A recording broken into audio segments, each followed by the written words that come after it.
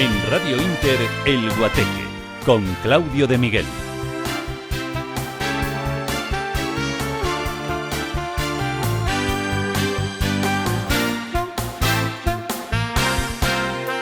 Pues aquí continuamos en el Guateque de la Inter, como siempre, hasta las 9 de la noche. Después de esos minutos que dedicamos fundamentalmente y principalmente a la música, llegan nuestras entrevistas personales aquí en los estudios centrales de Radio Inter en la calle Modesto Lafuente de Madrid. Bueno, pues en breve les presento a la persona que es la invitada que estará con nosotros durante los próximos casi 60 minutos. Pero antes quiero decirles que Carlos Chinchilla se ocupa de la realización técnica y Gabriel Pita de la producción.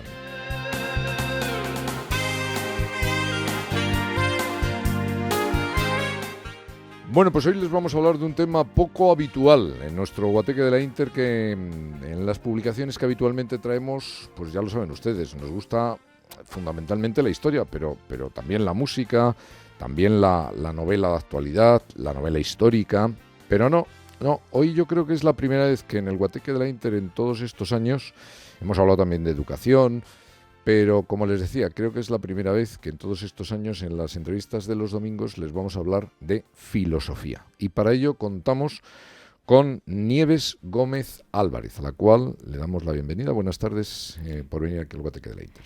Buenas tardes, Claudio. Muchísimas gracias por la invitación. Bueno, pues ella nació en Madrid, es doctora en filosofía, profesora de filosofía actualmente en Madrid y a través de internet, pues incluso de una universidad de fuera de Madrid. Y especialista en el pensamiento de Ortega y Gasset y Julián Marías. Su tesis doctoral, Mujer, persona femenina, un acercamiento mediante la obra de Julián Marías. Y la publicación por la que está hoy aquí, en nuestro Guateque de la Inter, es el libro de la editorial Ciudad Nueva, Julián Marías, Metafísica de la persona. Bueno, ¿a qué edad se despertó en usted el interés por la filosofía?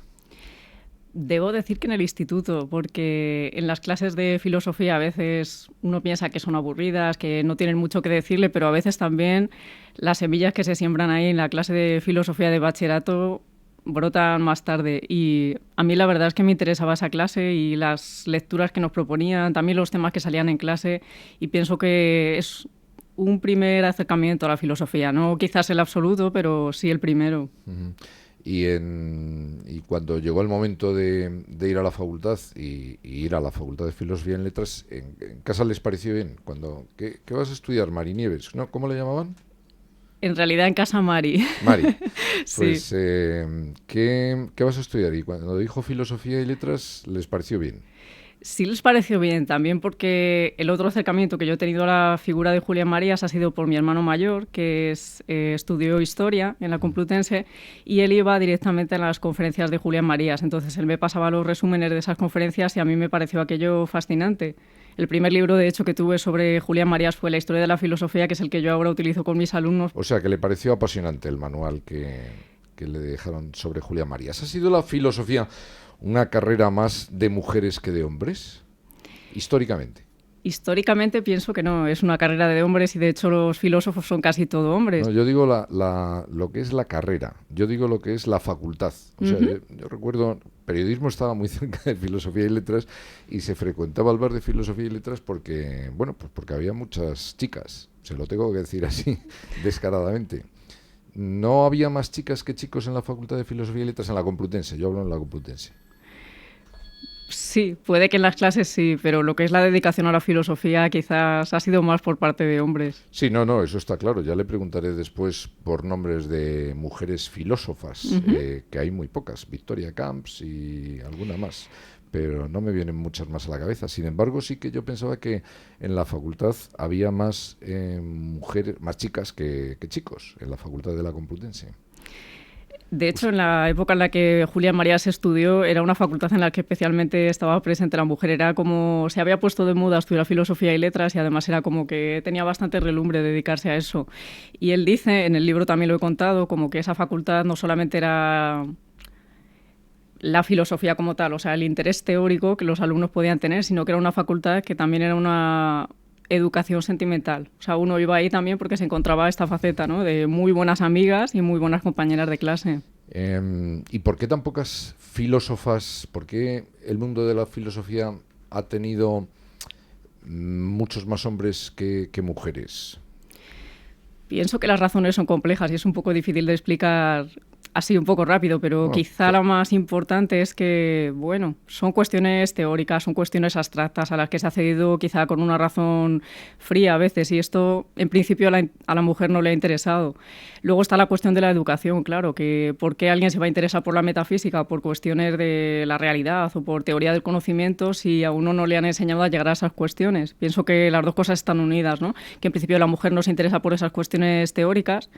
Y por otra parte ha estado la educación, como que si a una no le han enseñado a llegar a esas cuestiones y a ver que tienen un secreto, que tienen algo interesante para la propia vida, no llega por sí misma, ¿no? Pero no tiene nada que ver lo que decían los filósofos clásicos, que los hombres son más racionales y las mujeres más emotivas e intuitivas.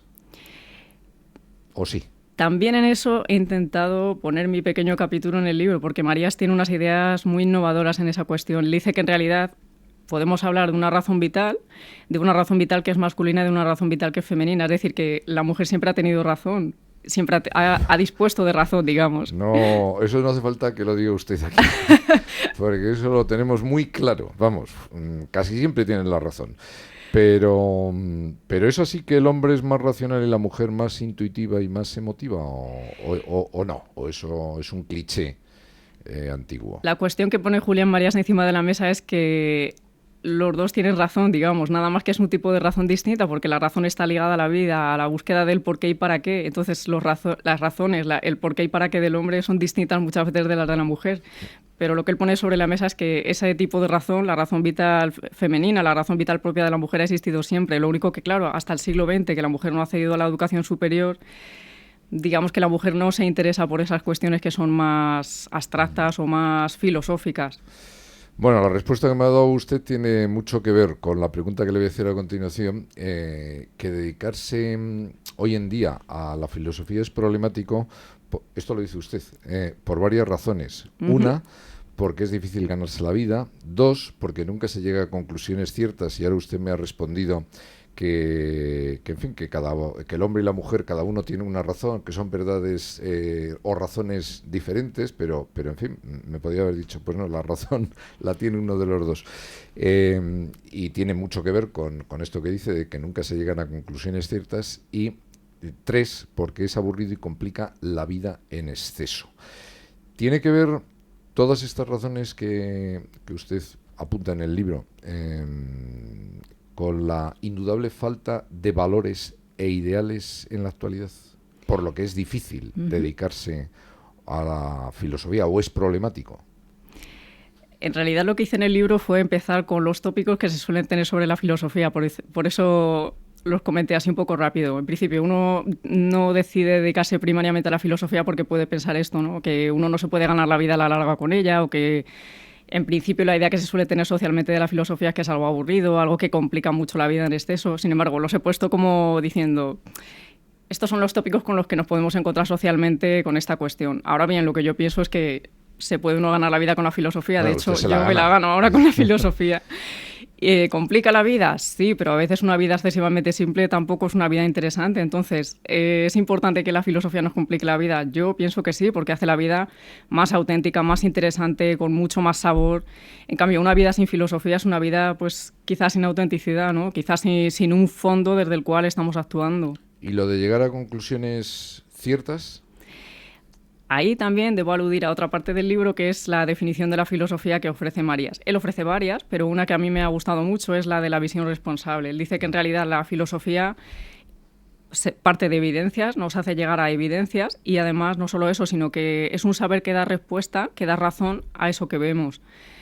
Con lo cual, eso también lo utilicé como un tópico, como si la filosofía fuese una historia de contradicciones. En realidad, en la historia de la filosofía que él escribió se ve que no, que lo que nos encontramos ahí es un diálogo a lo largo de los 25 siglos. Pero la falta de interés en la filosofía tiene que ver también con la falta de valores e ideales, ¿o no tiene nada que ver? Pienso que sí, que están ligados. Es decir, que una sociedad en la que solamente vivimos de tópicos, de ideas que no hemos pensado a fondo, del cultivo quizá de la superficialidad o del vivir de cualquier manera, es una sociedad que no ayuda a que las personas se interesen por la filosofía. En cambio, acercarse a ella quizás de una manera secundaria o de una manera que a lo mejor no nos esperamos, como digo, porque las clases de filosofía a veces pueden ser también esto, algo que de repente es una luz que se nos despierta, de repente nos empiezan a hablar de unos temas que no nos esperábamos, ¿no?, en esa clase. En las clases que usted da, pues a gente, digamos a jóvenes y adolescentes, ¿usted tiene la sensación cuando llega usted a clase, en el caso de los adolescentes que dicen ya está aquí la pesada, está menudo puro la asignatura que viene, o no? Bueno, ¿qué sensaciones le transmiten en cuanto a la asignatura, el peso que tiene la asignatura en el programa académico del año? Debo decir que el profesor también aprende de las clases, es decir, que yo he llegado a principio de curso, yo he empezado a dar las clases tal y como a mí me han enseñado filosofía y sobre todo basándome en textos de filósofos y de personas que han dicho tal sobre tal tema, pero según ha ido pasando el curso, me he ido dando cuenta en realidad de que los muchachos de ahora, sobre todo los adolescentes, tienen una inteligencia mucho más visual y sobre todo que las cuestiones abstractas, así digamos como un filete filosófico, no las terminan de comprender del todo. Entonces necesitan otro sistema, otro método para comprenderlos que es mucho más visual. Entonces en este caso yo también he intentado buscar, por ejemplo, vídeos en los que se les expliquen esas ideas de una manera mucho más visual, o incluso ahora estoy poniendo en práctica otra serie de cuestiones que serían, por ejemplo, el método colaborativo. La existencia de las relaciones a través de las redes sociales y, en fin, todo lo que es el desarrollo de la tecnología, ¿desincentiva el interés por la filosofía o no? Como todo lo humano, yo creo que tiene dos caras. Por una parte, las nuevas tecnologías pueden hacer que nos interesemos solamente por lo que, digamos, es superficial, pero tienen la segunda cara, la segunda versión de repente hacernos despertar el interés por cuestiones profundas.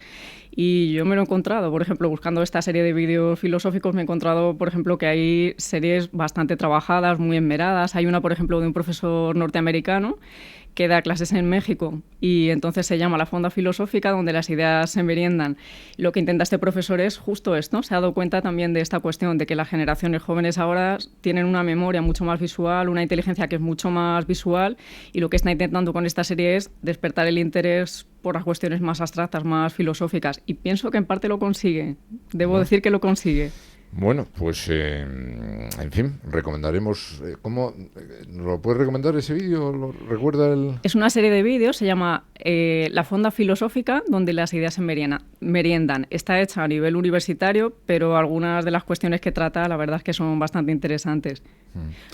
Cuando dice usted que cada uno es protagonista de su propio argumento y que hay que tomar decisiones ejerciendo la libertad a cada minuto, ¿eso significa que la vida es un acto individual? No del todo. Significa, esa idea parte de una reflexión orteguiana, de Ortega y Gasset, que dice que la vida es una faena poética. ¿Qué quiere decir Ortega con esto? Pues dice algo muy bonito, ciertamente la expresión es muy bonita, pero muy profundo también, y es el hecho de que cada uno de nosotros va haciendo su propia vida todo el tiempo. Cada minuto estamos eligiendo quién queremos ser, si queremos hacer este gesto más elegante o menos, si queremos utilizar esta palabra más refinada o menos, si queremos mirar al otro con más interés o menos. Todo, cualquier cosa que vamos haciendo, piensa Ortega que es esta faena poética, ¿no? Con lo cual nuestra vida ciertamente se va llenando de argumento. Ahora bien, él habla también de que la persona es un ser social, de que está inserto en una sociedad, con lo cual pienso que esa faena poética es también en cierta manera una faena poética social. Son los filósofos unos románticos porque dicen las cosas que decimos todos, pero mucho más bonitas, porque claro, yo le estoy oyendo a usted decir, bueno, no lo dice usted, lo dice Ortega, que esto de hablar de manera diferente, dependiendo quién tengamos enfrente y tal, o de comportarnos de manera diferente, es una faena poética, pues en fin, queda mucho mejor que si se dice de una forma mucho más coloquial, ¿no? ¿Son unos románticos los filósofos o no? La palabra romántico, claro, es como todo, que tiene también su doble lectura, ¿no? Yo diría más bien que son personas con un temple lírico. Son personas que nos invitan a mirar la vida con una altura distinta. Son personas que nos invitan a mirar la vida, digamos, de una manera ilusionada, ilusionante, de una manera entusiasmada. Fíjese, otra de las frases que dice Julián Marías, que viene en este libro, que la filosofía es un faro que ilumina o que alumbra el panorama. Pero, en fin, lo de alumbrar está muy bien, pero lo que hay que dar son soluciones. ¿Da soluciones también o no? También da soluciones. De hecho, Marías, en el libro también he intentado recogerlo, ha sido un pensador muy consciente de la altura a la que ha llegado la filosofía española en el siglo XX y ha utilizado ese pensamiento de Ortega, ha aterrizado desde ese pensamiento de Ortega, desde ese pensamiento de Ortega para ofrecer soluciones nuevas. Por ejemplo, él tiene unas reflexiones muy interesantes sobre cine. Por eso fue miembro de la Real Academia de Bellas Artes, porque en realidad él piensa que la filosofía nos tiene que servir para esto. Esa idea de la visión responsable se aplica a cualquier faceta de la realidad, a cualquier dimensión. Y él ha intentado hacer esto pues con, digamos, la historia española. Él ha sido una persona que ha vivido una larga vida y durante todos los periodos de la historia de España de las que él ha sido testigo, a veces protagonista, pues ha intentado también ofrecer ese faro de luz, ¿no? Bueno, pues como ocurre todos los domingos, nuestros invitados nos traen esas canciones que forman parte de su memoria musical. Y el primer tema que nos trae Nieves Gómez, pues el himno de la Unión Europea, que está basado en la novena sinfonía de Beethoven, que se implanta en el año 72 y se hace oficial ya en la Unión Europea en el 85. ¿Cuál es el motivo o a qué le recuerda esta canción? Porque, en fin, ¿ha vivido usted mucho, ha viajado mucho por la Unión Europea o...?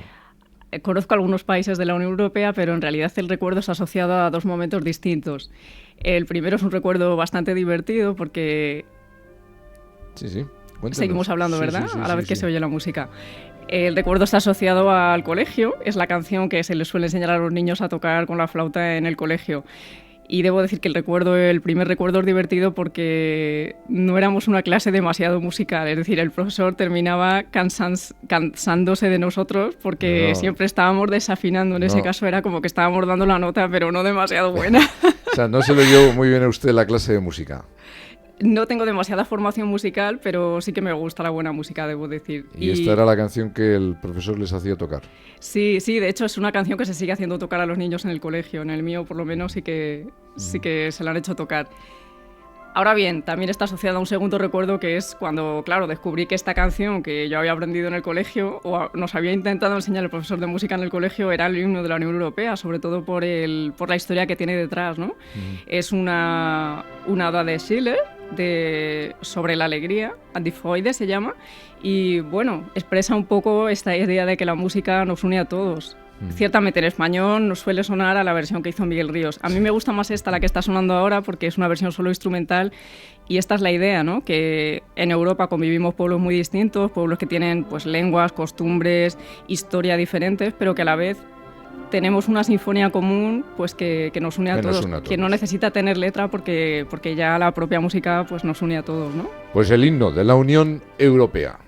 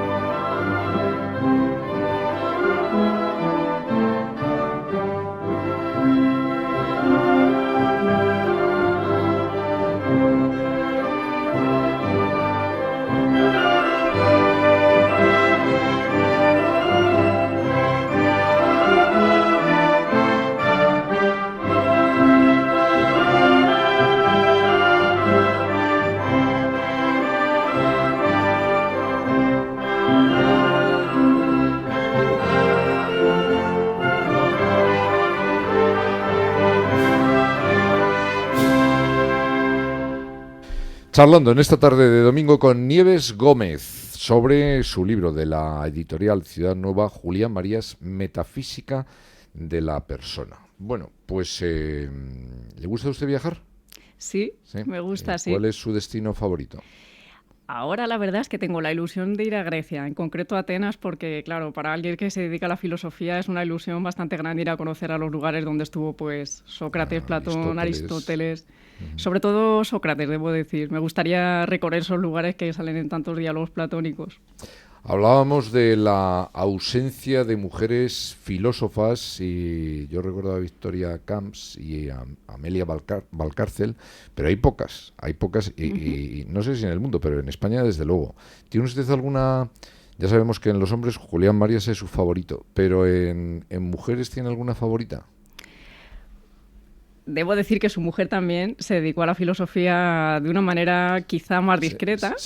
¿Tenía algo que ver con...? No, era familiar de alguien del cine, la mujer. Eso es. Sí, pero no, efectivamente no se dedicaba. Murió prematuramente, murió con 65 años, Eso creo, es. ¿no? Sí, su mujer fue también discípula de Ortega y Gasset, fue también escritora y traductora del francés.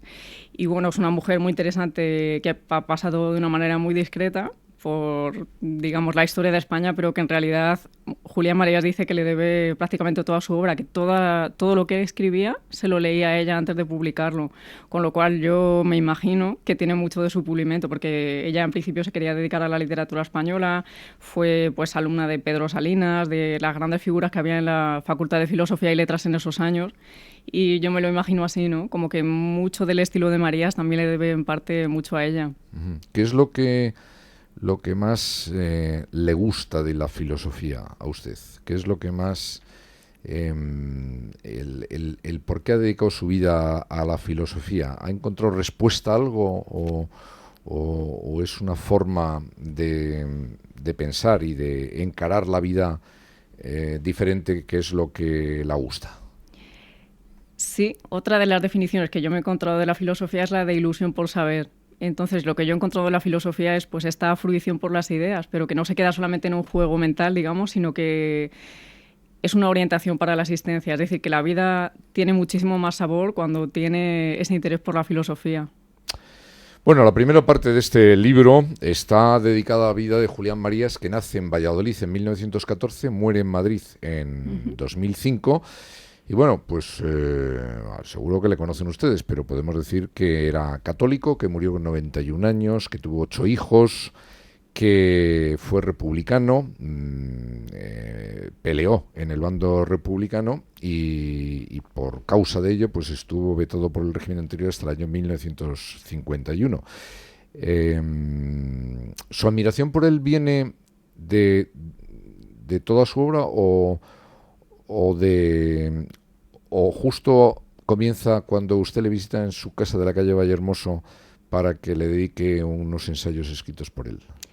En realidad, cuando yo fui a verle, que fue unos meses antes de que él falleciese, en el 2005, había leído ya parte de su obra, pues la introducción a la filosofía, la historia de la filosofía, algunos libros sobre la persona, como el mapa del mundo personal. Es decir, que cuando yo me acerqué a él, en realidad iba como... Ya iba bien desde predispuesta. La admiración, ya sí. iba bien predispuesta. Sí, porque me parecía una persona admirable. Además de un escritor fantástico, de una persona de una altura humana increíble, me admiraba. Era una persona que me admiraba. ¿Qué diferencias hay? Porque cuando uno lee sobre usted, discípula en el y lo hemos dicho al principio, especialista en el pensamiento de Ortega y Gasset y de Julián Marías. ¿Qué diferencia? Uno es anterior al otro, e incluso el segundo es continuador del pensamiento del primero. Pero ¿qué diferencias encuentra usted que temporalmente se ha separado más de los dos? ¿Qué diferencia encuentra entre uno y otro? En Ortega y Gasset se encuentra la metafísica según la razón vital, es decir, él es completamente renovador en ese campo. Digamos que él es el primero que hace una filosofía en español y que desde su cátedra de metafísica de la Universidad Central de Madrid no solamente renueva la filosofía, sino que, digamos, fecunda todos los campos de la cultura española. A mí me parece que eso es un logro grandísimo que no se le ha reconocido todavía, ¿no?, a Ortega y Gasset. Y en Marías no solamente nos encontramos un pensamiento en continuación, sino que a esa metafísica según la razón vital, Marías añade un pensamiento propio sobre la persona, que no está demasiado desarrollado en la obra de Ortega y Gasset. Es decir, que él es un poco un metafísico de la persona, de ahí es su título del libro. Bueno, estamos hablando mucho de la metafísica y seguro que los oyentes del Guateque de la Inter, que son gente intelectualmente muy sobrada, saben lo que quiere decir, pero en fin, por si hay alguno que se ha despistado, la metafísica es la filosofía del ser, o no. En realidad, de estos dos filósofos españoles podemos deducir que la metafísica es una idea de la realidad, es una idea de todo lo que hay. O sea, cuando se dice que Ortega o Marías es es un metafísico, ¿qué estamos diciendo? Estamos diciendo que su filosofía se nos ofrece una nueva manera de mirar la realidad, una manera completamente nueva. Y esto que lo ha dicho usted antes y que viene en el libro, que le dice Julián Marías, que la filosofía es la visión responsable, ¿eso qué quiere decir? Porque todas son frases muy bonitas, ¿sí? A mí me encantan. Eso y lo de la faena poética que ha dicho usted anteriormente, me quedo con ello para repetirlo en algún momento. Pero porque son frases, pero ¿cuál es el significado de la visión responsable? Significa que la filosofía no se conforma con una mirada ligera o superficial ante la realidad, sino que la mira de una manera profunda, quiere descubrir en parte su secreto y no solo eso, sino que da razón de ello. De ahí lo de responsable, da razón de ello. Eso es lo que significa la palabra responsable, que da razón de ello, que responde de aquello que ve. Y hay algo más allá de lo que se ve, entiendo, ¿no? O sea, que si uno observa a una persona o a una circunstancia, una situación, entiendo que quiere decir que hay algo más allá de lo... Porque, bueno, en la observación, pues yo veo cómo usted viene vestida, pero supongo que eso quiere decir que hay algo más, que hay que fijarse en que hay algo más allá de todo eso. Sí, por ejemplo, en el campo de la persona, Marías dice que se suele decir esto de que... algo así como sobre el alma, ¿no? Como sí. Que la cara es el reflejo del alma. Pues en realidad él dice que no, que la cara es el reflejo visible del alma, es el alma visible directamente. Entonces, en cierta manera, es como que la filosofía nos ayuda a esto. Es como, en concreto, él es un renovado en la metafísica de la persona porque nos ayuda a mirar a la persona hasta el fondo. Él dice en realidad que cuando... O sea, la metafísica de la persona es la realidad de la persona. Eso es. Él piensa a la persona y se da cuenta de que en la metafísica clásica, que es sobre todo la de Aristóteles, no nos encontramos unas categorías que nos sirvan para pensar a la persona. Nosotros como personas somos seres que cuando nacemos recibimos, digamos, una serie de estructuras, pero que a la vez estamos sin hacer, no estamos hechos del todo. Cada uno de nosotros se tiene que ir haciendo a sí mismo. ¿Cuáles son esas categorías entonces que nos sirven para entendernos? Pues él ofrece las de instalación, proyección, pues ofrece una categoría completamente nueva para entender a la persona que no son las mismas categorías que Aristóteles ha ofrecido para comprender a las cosas, que son pues la de materia-forma, la de causa-efecto. ¿Y por qué cada uno se hace de una manera? Estamos habituados a ver en una misma familia hermanos que van muy seguidos en edades y que han recibido la misma educación porque han ido al mismo colegio, han tenido los mismos padres y con la misma fuerza, porque en fin, cuando digo la misma fuerza, que los padres tenían la misma edad cuando uno tenía 15 y el otro tenía 14 o 13. ¿Y por qué cada uno es de una manera diferente? ¿Por qué se construyen de manera diferente? ¿Eso es aleatorio o no? Yo creo que tiene que ver con el proyecto que cada persona quiere llegar a ser. Eso por un lado, y por otra parte con la circunstancia que esa persona tiene. Por circunstancia no solamente entendemos lo que nos rodea en sentido físico, sino pues mi psique, mis neuronas, digamos que el pozo de mis vivencias que he tenido anteriormente, todo eso es circunstancia también. Entonces, ¿cómo entender que las personas sean tan distintas cuando han tenido, digamos, un ambiente familiar parecido? Claro. Pues un poco depende del proyecto que quiere ser cada persona, del tipo de persona que quiere llegar a ser en el futuro. Sí, porque esa frase de Ortega... soy yo y mis circunstancias no es una evidencia, o sea, no es un... En fin, pues está claro, soy yo y mis circunstancias. Las circunstancias son diferentes, pues soy yo diferente también, ¿no? ¿No es una frase excesivamente evidente? Es una frase profunda, yo creo. Nos dice mucho más de lo que parece en principio. Estoy quedando fatal con usted, porque... Pero, en fin, venimos a aprender filosofía. Entonces, siga, que es muy profundo. ¿Por qué? Cuéntenos. Él quiso con esa frase, en parte, resumir toda su filosofía, todo su pensamiento. Eso es dificilísimo, pero en realidad sí, yo pienso que sí que lo logró, porque la frase es más completa. Él dice, yo soy yo mis circunstancias, yo soy yo mi circunstancia, y si no la salvo a ella, no me salvo yo. Pero claro, eso de yo y la circunstancia es... completamente profundo, decía, porque el primer yo lo que quiere decir ahí es ese proyecto que cada uno queremos llegar a ser. Pero eso a partir de cuando existe ese proyecto, porque con 13 o con 12 años existe el proyecto ya. Por lo menos un barrunto de proyecto. Luego ya se va perfilando a lo largo de la vida, pero yo creo que a esos años uno se hace una idea más o menos de quién quiere llegar a ser. Luego, ciertamente, la vida y las circunstancias pueden cambiar muchísimo. Es aquello que pasa mientras estamos haciendo planes. Entonces uno hace unos planes y la vida nos lleva por otro lado, ¿no? ¿Esas son las circunstancias? Sí, pero circunstancia es todo lo que no es proyecto. Ortega con esa frase quiso decir eso, que en realidad a la persona hay que entenderla como un proyecto y que todo lo que no sea ese proyecto presente de quién soy yo ahora en este momento es circunstancia, incluso el pozo de quién yo he sido en el pasado. Todo eso, o sea, dice Ortega, que también es circunstancia. Todo lo que no soy yo ahora mismo aquí en este minuto del programa del Guateque, todo lo demás son mis circunstancias. Eso es. Bueno, pues entonces vamos con música. Vamos con música para asimilar. ¿Le gusta a usted el cine? Me da la sensación, porque nos ha traído dos temas de dos bandas sonoras de canciones. Así es. De películas de cine. La primera que vamos a escuchar, El Equipo A, que está basada en una serie de televisión de los años 80, que usted no debió ver, o vio muy poco, porque era muy pequeñita en aquellos años. Sí, sí que la vi, y de hecho por eso la he añadido aquí. Pienso que es simbólica de esa generación, justo de la generación de los 80, porque esa era la serie que veíamos. Si no por nuestros hermanos mayores, pues porque era la que se veía. Y además era una serie, pienso, bastante interesante por el temple vital que tienen sus protagonistas, ¿no? Los 4 miembros del equipo A, de A-Team, que intenta solucionar la vida todos los días. Es como si se levantasen cada día y dijesen, a ver qué bueno vamos a hacer hoy, ¿no? ¿A quién vamos a ayudar? Y a mí me gusta ese temple, me gusta muchísimo más que el de muchas series de ahora que me resultan un poco violentas, me resulta que, no sé, son quizá demasiado prosaicas porque se centran en argumentos que no son demasiado personales. ¿Y fue usted después, en el año 2004, creo que cuando se estrenó la película, a verla al cine o no? No la he visto, la película no la he visto. Es por la serie. ¿Va al cine también o no? Sí, lo que sí que está asociado a esta banda sonora que está sonando ahora, bueno, por una parte la he escogido porque me resulta una banda sonora muy bonita, es, digamos, como, tiene temple ascendente, es como que nosotros escuchamos esta música y nos entran ganas de hacer algo bueno, ¿no? Sí, es una música que nos anima. Te entra espíritu de Boy Scout, ¿no? Voy a hacer una acción buena cada día, ¿no?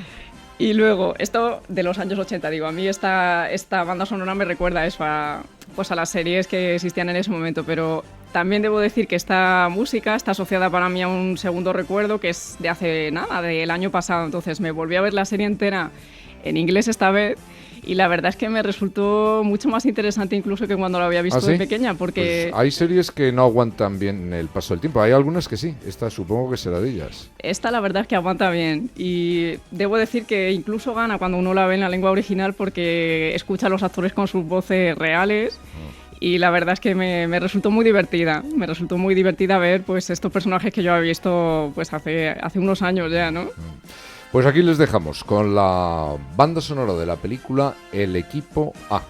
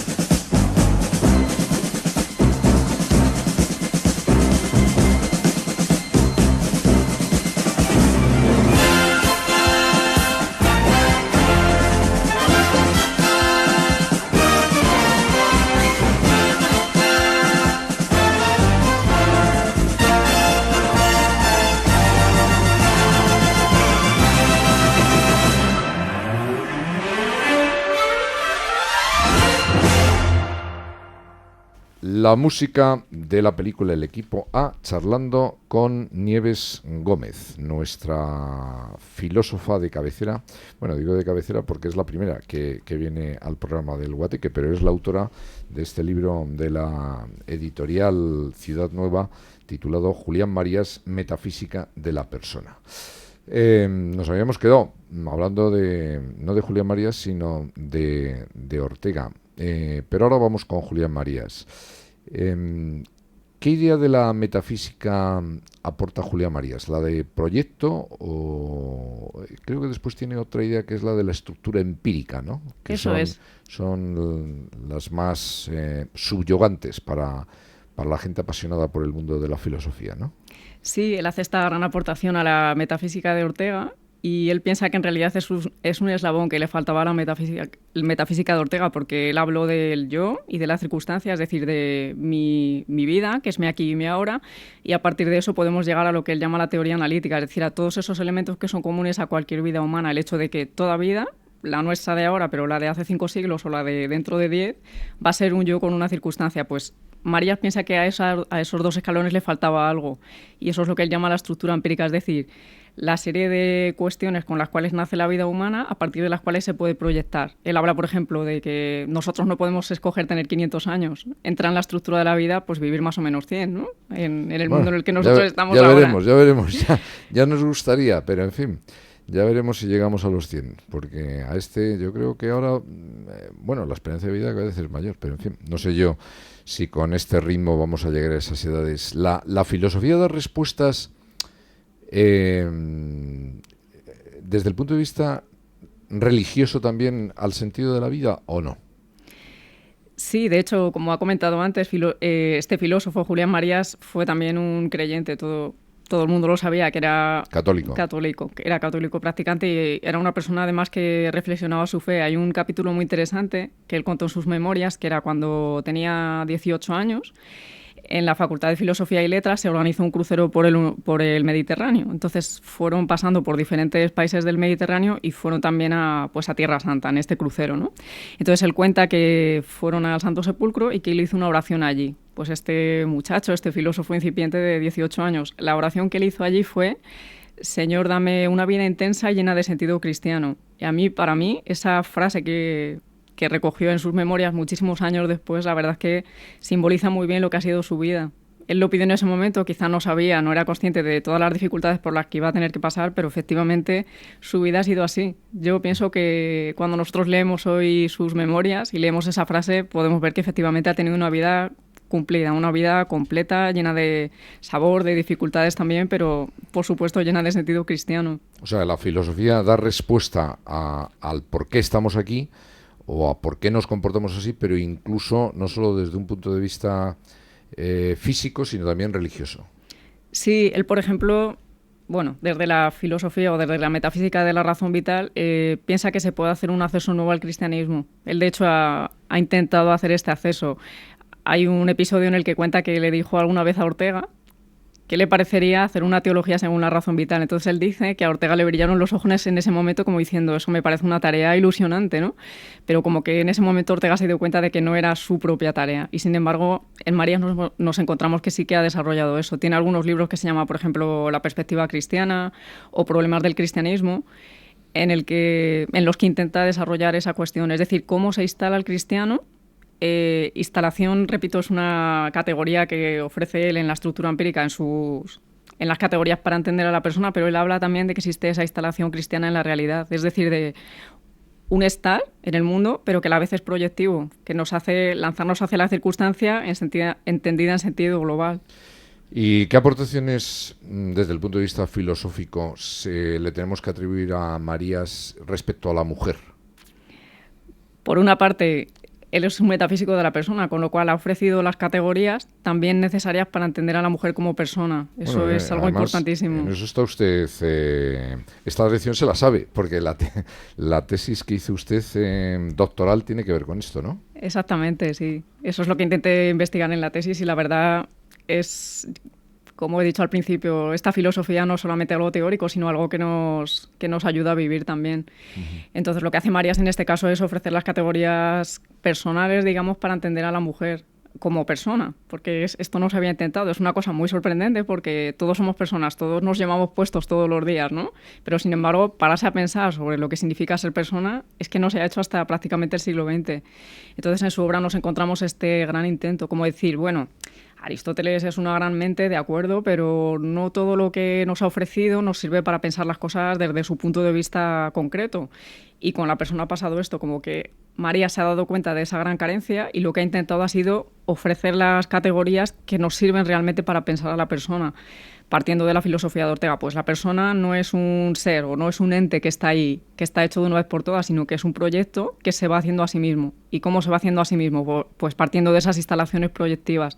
Entonces, en el campo de la mujer, por ejemplo, él habla de algo que a mí me parece fundamental, que es que no existe rivalidad entre el hombre y la mujer. No sé por qué hay esta manía de plantear las cosas así hoy día. Él habla de algo que a mí me parece mucho más interesante a la larga y mucho más fecundo para la sociedad, que es el tema del equilibrio dinámico. Él dice que no es que seamos iguales simplemente, ni tampoco distintos simplemente, sino que hay un equilibrio dinámico entre el hombre y la mujer. Es decir, que la mujer aporta al hombre, el hombre aporta a la mujer también. Bueno, se puede decir en vez de equilibrio dinámico complementarios.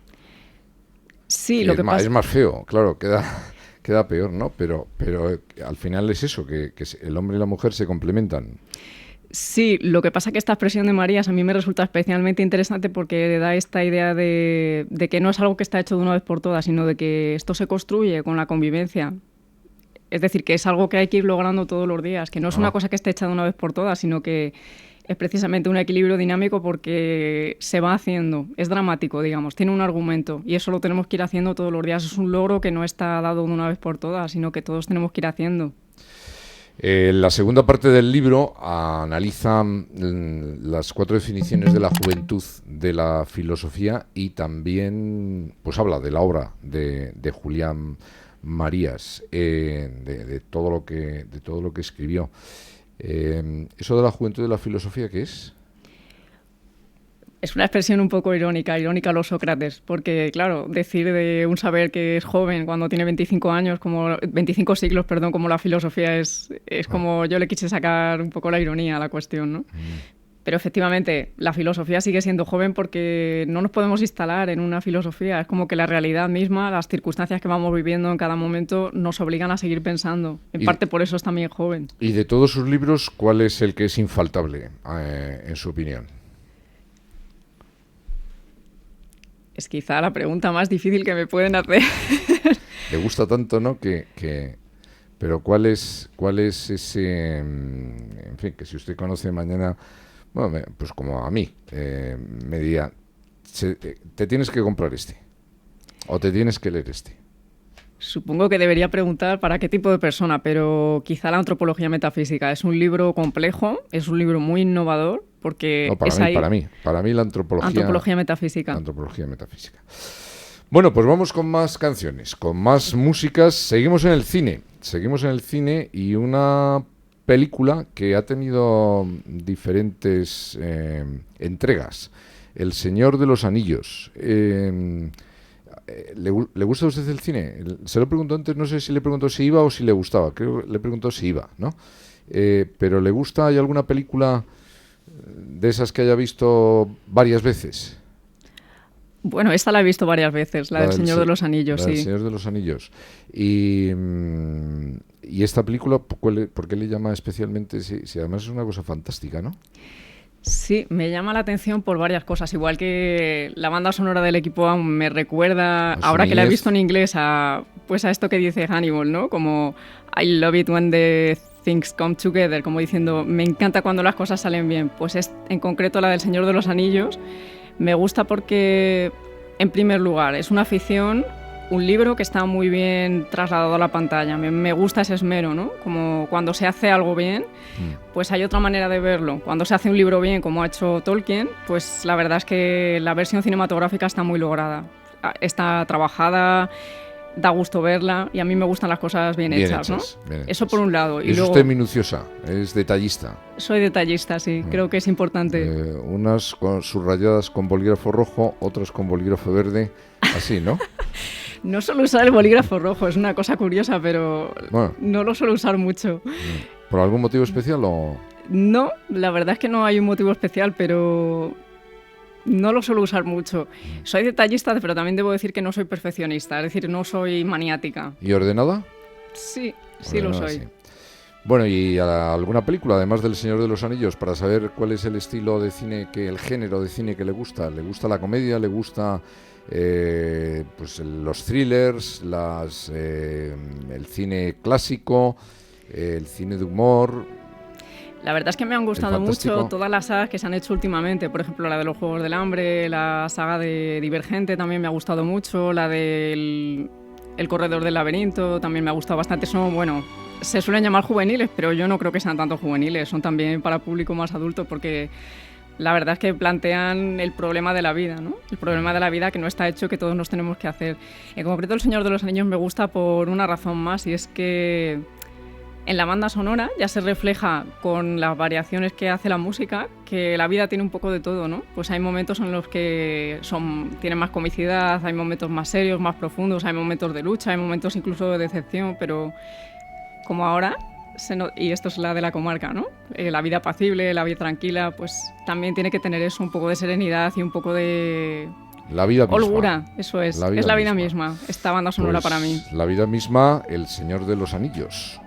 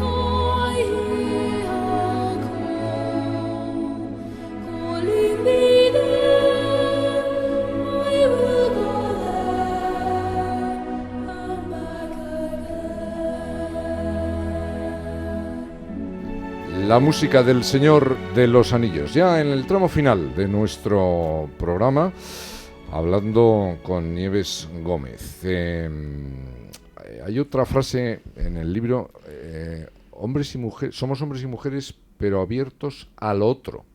O sea, yo entiendo que los hombres abiertos a las mujeres y a los hombres. ¿Pero esto es sexualmente hablando o no? O sea, lo que plantea Marías es que en realidad la estructura sexuada de la persona también es una parte de la estructura empírica. Igual que nosotros no elegimos vivir 500 años ni tener 5 piernas o medir 5 metros, pues lo mismo, recibimos una estructura sexuada de la persona. Asexuada. Sexuada. Asexuada. Sin la sexuada de la persona. Es decir, que toda nuestra persona es ya asexuada. No solamente algo genital, algo biológico, sino que toda la persona es sexuada. Y como todas las otras instalaciones, que son proyectivas, que están lanzadas hacia la circunstancia, hacia el mundo, él piensa que la estructura sexuada de la persona también. Es decir, que estamos proyectados hacia la otra estructura sexuada. Eso es lo que él piensa. ¿Y la gente que es homosexual, entonces? ¿Qué instalación lleva? De ahí yo no se lo pregunté directamente, pero quizá lo que le hubiera respondido es que lo mismo que hay una instalación más lograda o menos lograda en la instalación corpórea de la persona o en la instalación de las edades, por ejemplo, o en la instalación de la raza, pues que quizás hay una instalación más lograda o menos en la instalación sexuada de la persona.